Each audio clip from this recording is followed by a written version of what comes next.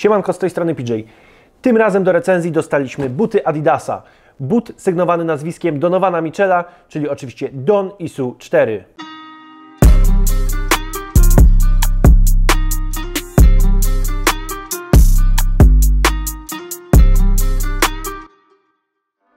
Całkowicie standardowy box Adidasa, cały biały z wytłoczonym logiem. Tutaj mamy tylko logo Donovana Mitchella, z tyłu mamy napis Mitchell i tak naprawdę to tyle. Box, nic specjalnego. Zobaczmy buta.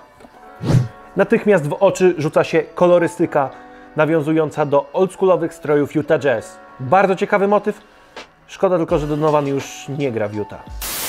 But wyglądający w zasadzie jak każdy inny but Adidasa, czyli standardowa wzmocniona cholewka, z przodu coś na kształt Flyknitu. Jedyne, po czym możemy rozpoznać, że tak naprawdę to but Donovana Mitchella, no bo już nie po kolorystyce Utah Jazz, to jego logo, czyli charakterystyczny pająk Donovana oraz napis na zapiętku Don, nawiązujący do nazwy buta Don Issue.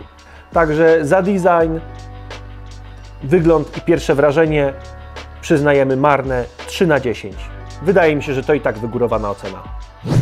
Przejdźmy do kwestii technologicznych tego buta.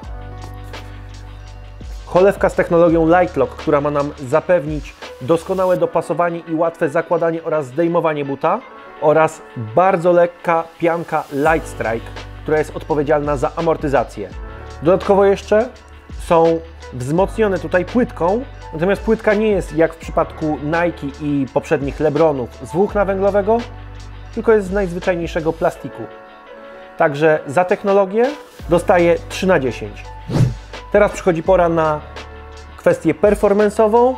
Na początek wiązanie. Całkowicie normalne wiązanie, jednak ciekawostką jest to, że mamy płaskie sznurówki, co teoretycznie powinno zapobiegać rozwiązywaniu się butów przy ciasnym wiązaniu.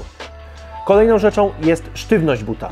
But wydaje się wyjątkowo sztywny, dużo sztywniejszy niż na przykład z tego samego brandu Pronexty czy chociażby Damey.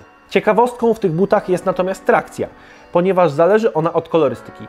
Jak widać tutaj outsole jest zdecydowanie z innego materiału niż na przykład Donovany w kolaboracji z Xboxem, które mam po swojej lewej stronie.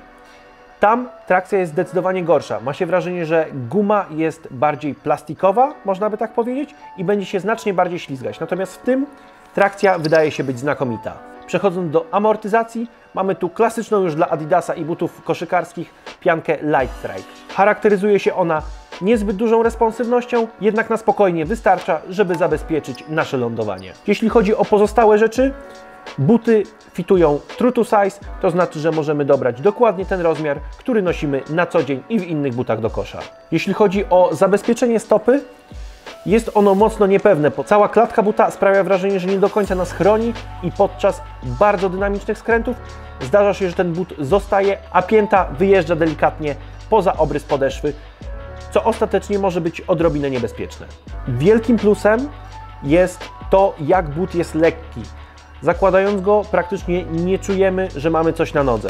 Nie wiem, czy obecnie na rynku jest jakiś but, który jest lżejszy od tego, mimo że sprawia on wrażenie dosyć masywnego.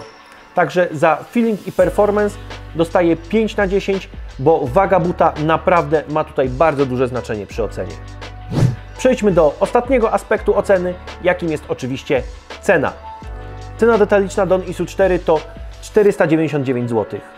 Jak dla mnie jest to zdecydowany plus, ponieważ alternatywy takie jak Kyrie, PG czy nawet KD są zdecydowanie droższymi kuzynami tego buta.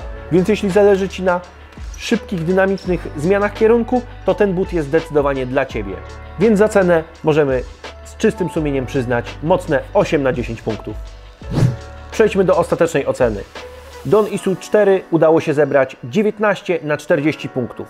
Jednak pamiętajcie, że nasze oceny mogą być odrobinę subiektywne, ponieważ to my w nich biegaliśmy, a nie Wy. No a sam Donovan rzucił w nich ostatnio 71 punktów, więc coś ten but musi w sobie mieć. Zanim je zamówicie, nie zapomnijcie stuknąć w dzwoneczek, zasubskrybować kanału oraz oczywiście dać łapkę w górę. Do następnego.